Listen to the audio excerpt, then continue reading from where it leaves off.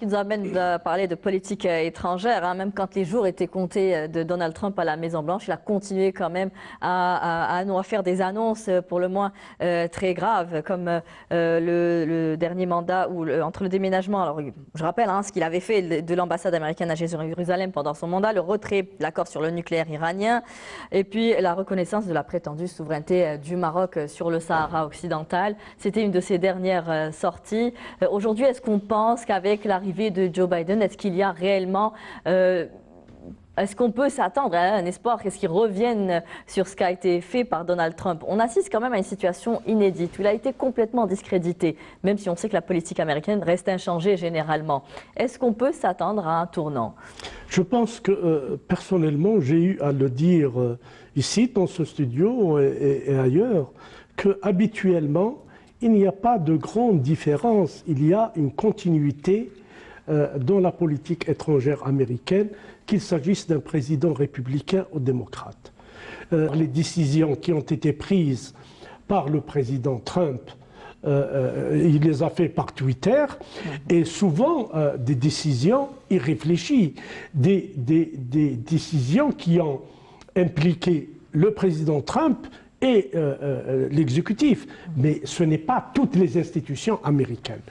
Donc, dans ce cas d'espèce, je crois que Joe Biden est appelé, et il l'a déjà annoncé, à déconstruire la politique étrangère pour le Sahara occidental, et ça intéresse notre région et la stabilité de notre région. Nous avons remarqué une contradiction au sein de l'administration Trump. Une équipe du Pentagone était à Alger. Elle a fait une déclaration, l'un des représentants a fait une déclaration, et nous avons appris par les médias, 48 heures après, que les États-Unis ont ouvert à Dakhla une représentation consulaire. Est-ce que cela, je pense que sous l'influence de grands noms de la politique américaine, comme James Baker, comme Bolton, je pense que qui ont conseillé vivement à Joe Biden de revenir sur cette décision.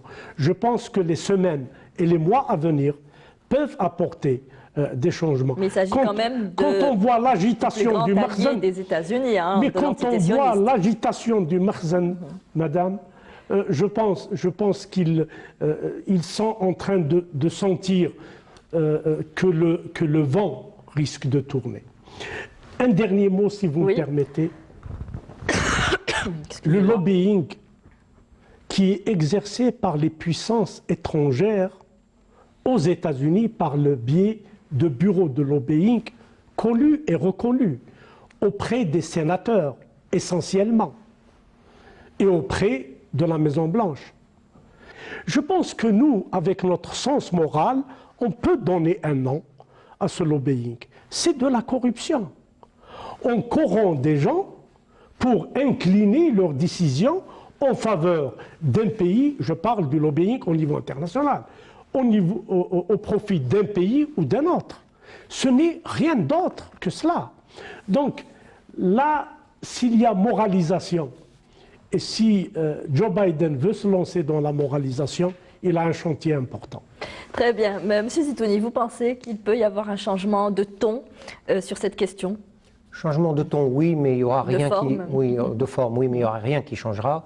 Et on prend les paris, la position de l'administration américaine sur le Sahara occidental ne changera pas.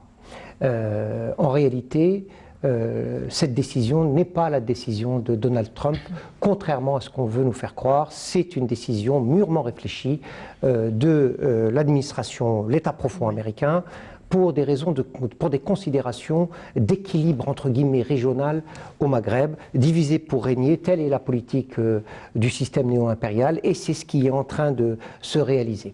Il a un peu basé sa politique sur la question du Moyen-Orient, hein, moyen-oriental. Oui, non, mais Donald Trump. exactement. C'est-à-dire qu'en réalité, nous voyons les mêmes logiques qui sont à l'œuvre au Moyen-Orient, qui sont très largement partagées par les démocrates et les républicains, qui ont lieu au Maghreb.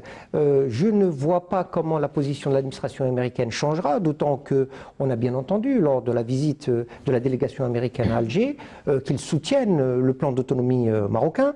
Ça, c'est quand même une inflexion importante de la politique américaine au Sahara occidental. Jusqu'à maintenant, ils étaient moins catégoriques sur ces questions-là. Donc je vous renvoie à la déclaration américaine à Alger. Donc il y a une évolution, et cette évolution ne peut s'expliquer de façon un peu dialectique que par l'émergence d'une puissance régionale, émergence sociale avec le Hirak du 22 février 2019, et émergence militaire également. Et tout cela nous donne à penser que la réponse américaine est une réponse de continuité de la politique de Donald Trump sur le Sahara occidental. Elle ne changera pas. De ce point de vue, je crains qu'il n'y ait pas beaucoup d'évolution à attendre. Néanmoins, si vous me permettez, je prends le pari sur une forte inclinaison de la politique étrangère américaine sur le dossier du Sahara occidental, et nous allons le voir dans les semaines et mois à venir.